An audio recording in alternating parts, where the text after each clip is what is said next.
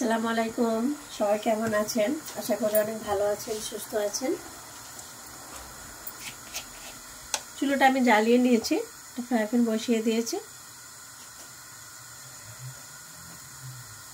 এখানে একটু সরিষার তেল দিয়ে দিব সামান্য করে।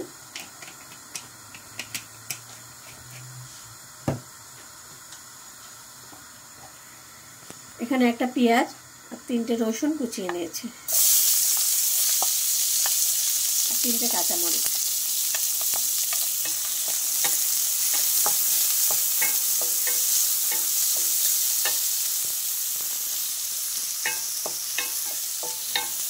একদম সিম্পল রান্না করব।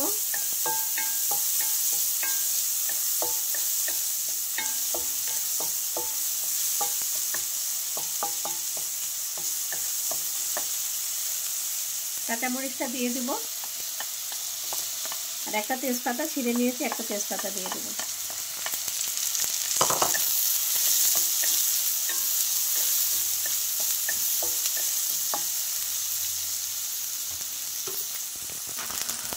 পেঁয়াজটা ভাজার সময় একটু সাদা জিরে দিয়ে দিব।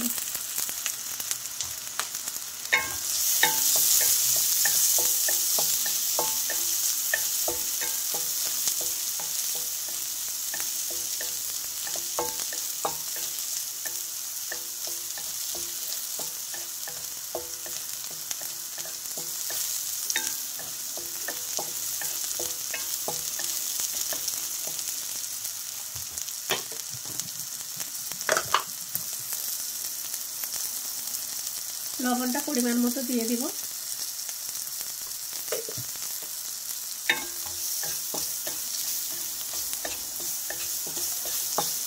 পেঁয়াজটা আমি হালকা করে ভেজে নিচ্ছি। পেঁয়াজটা হালকা করে ভেজে নিয়েছি। এখন এখানে আমি 1 কেজি ঝিঙে কুচিয়ে নিয়েছি।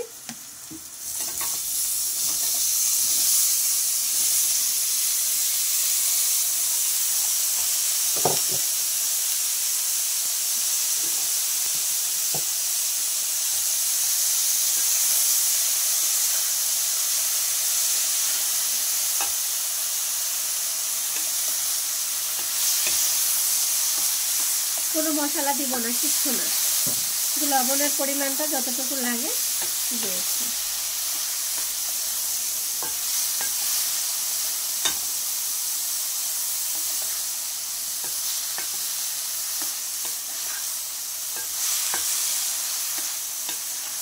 মশলা ছাড়া আপনারা এভাবে বাড়িতে বানিয়ে খেয়ে দেখবেন, খুবই ভালো লাগবে আপনাদের। সিম্পল রান্না, মশলা ছাড়া, অনেক ভালো লাগবে।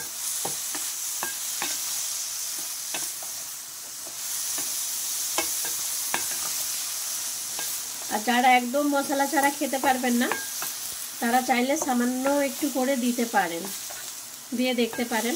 আর না হলে একবার মশলা ছাড়া খেয়ে দেখবেন কেমন লাগে, অনেক ভালো লাগবে। মাছ মাংস ছাড়া এইভাবে মশলা ছাড়া রান্না।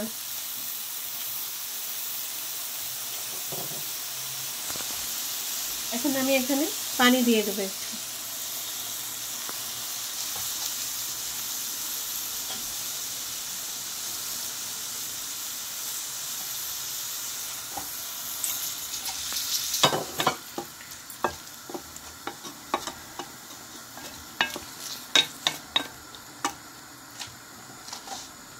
এখানে আমি পোস্তটা বেটে নিয়েছি, আর একটু সরিষা দিয়েছি, কালো সরিষা, এটা দিয়ে দিব।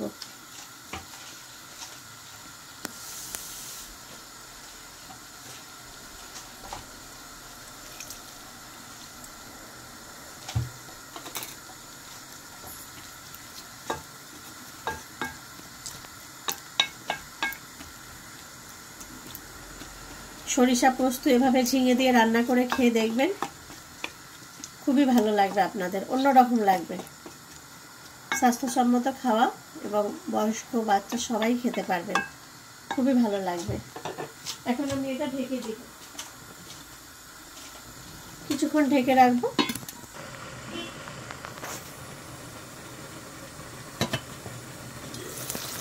দেখুন কত সুন্দর কালার হয়েছে।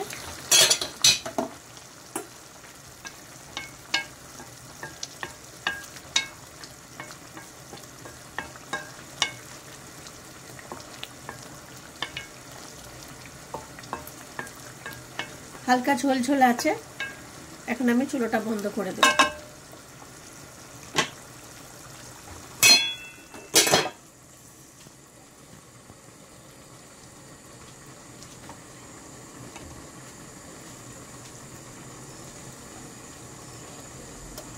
সরিষা পোস্ত দিয়ে এইভাবে যদি আপনারা ঝিঙে রান্না করে খান আপনাদের অনেক ভালো লাগবে দেখবেন।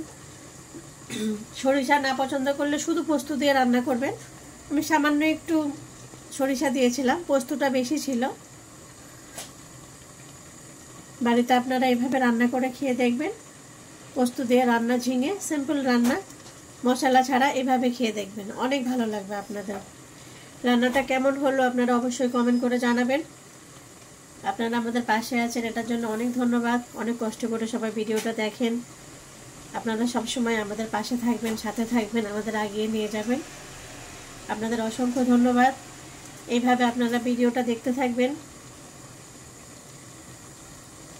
আগামীকাল আপনাদের সাথে আবার দেখা হবে নতুন নতুন একটা রান্নার রেসিপি নিয়ে।